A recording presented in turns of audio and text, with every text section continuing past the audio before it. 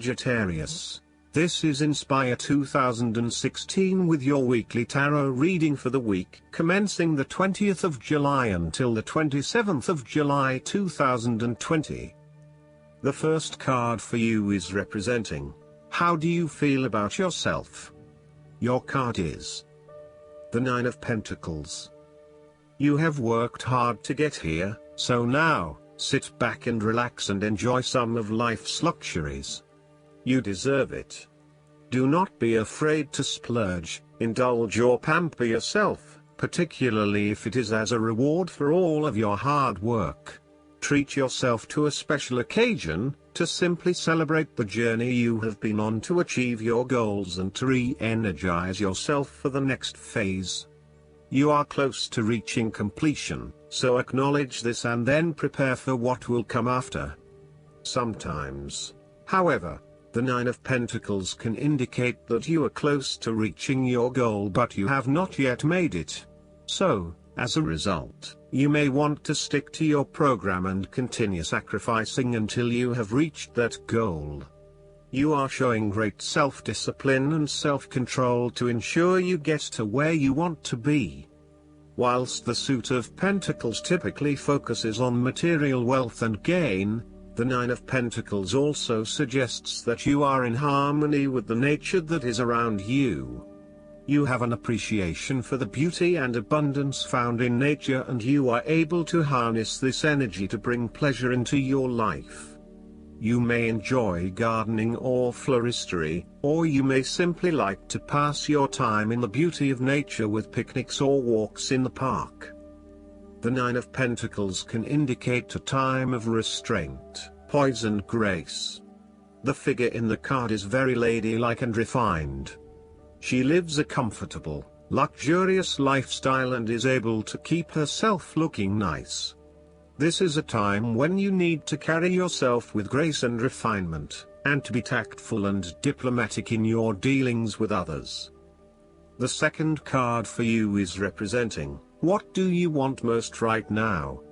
Your card is the Two of Wands. You have been able to take your idea and turn it into a feasible plan that you know will lead to your success. It is no longer just an idea but you now have a plan in place to ensure that your idea is carried out as you had intended. The Two of Wands is also about discovery, particularly as you step outside of your comfort zone and explore new worlds and new experiences. It may take some courage to take the first step, but this card gives you the confidence of self-knowledge. You know what your goal is, what your creative process is directing for you, and you are confident in its eventual fulfillment. The Two of Wands indicates that you will begin to consider your longer-term goals and aspirations and will plan ahead for what you need to do to achieve these goals. You have already come so far but now you feel it is ready for a change, this time with your long-term future in mind. You may be considering overseas travel, further education or a major career change at this point in order to expand your learning and development, and to grow your horizons beyond your immediate environment. With careful planning and a moderated approach, you will set yourself up for success in the future. The twos in tarot often represent decisions of some sort. In the case of the Two of Wands, you are making a decision between sticking with what you know, or expanding your horizons and taking a risk. You know that the world has to offer you something bigger or more meaningful, yet you are also aware that in order to maximize on this opportunity, you must leave your familiar grounds.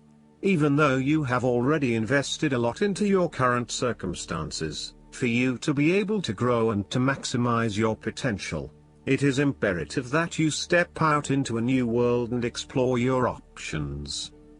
This card shows the patience and focus of your intent.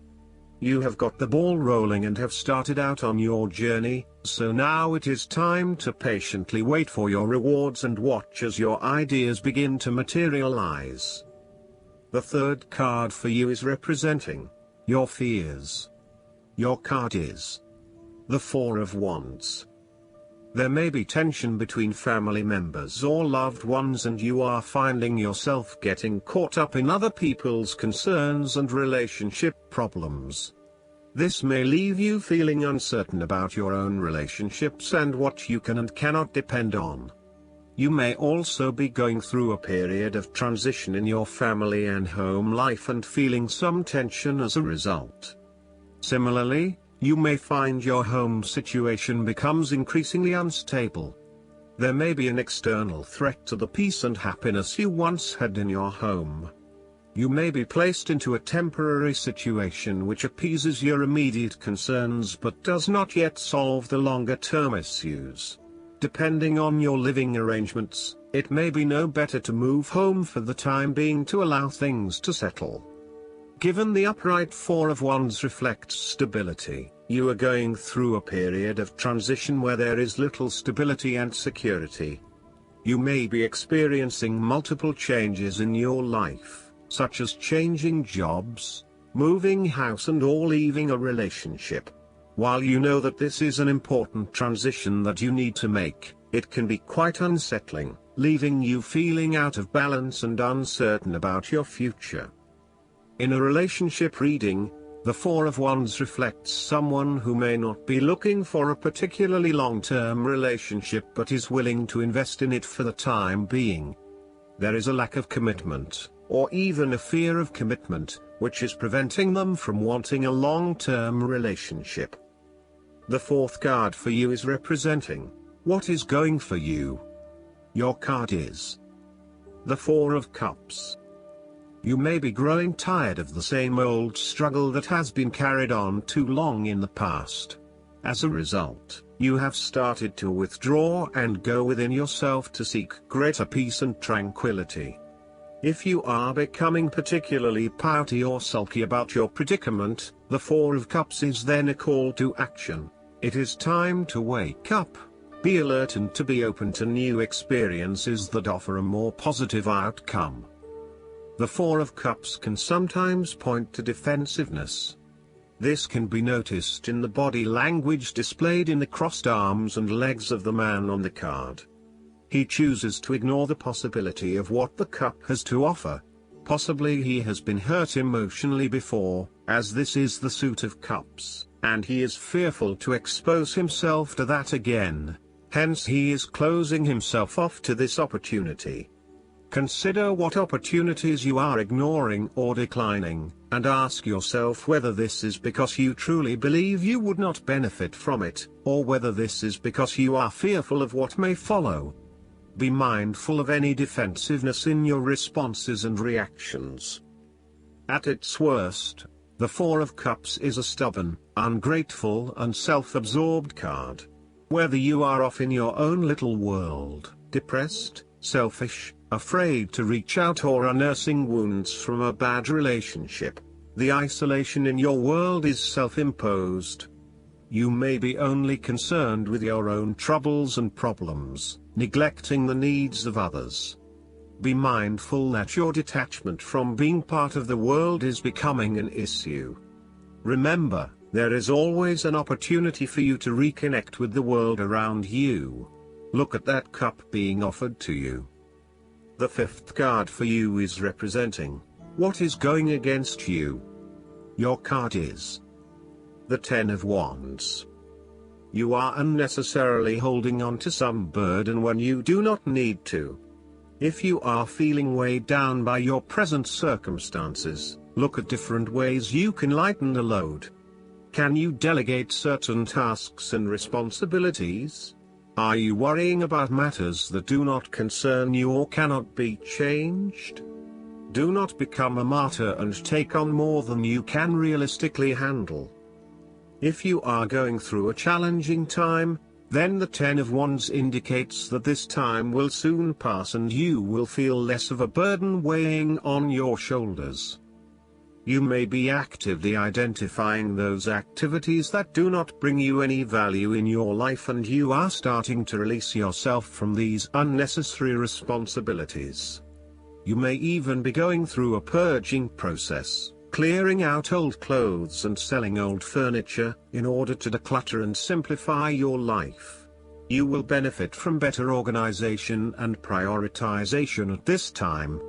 Sometimes, the Ten of Wands indicates that you are avoiding responsibility and making it even more difficult for others who must take on your share.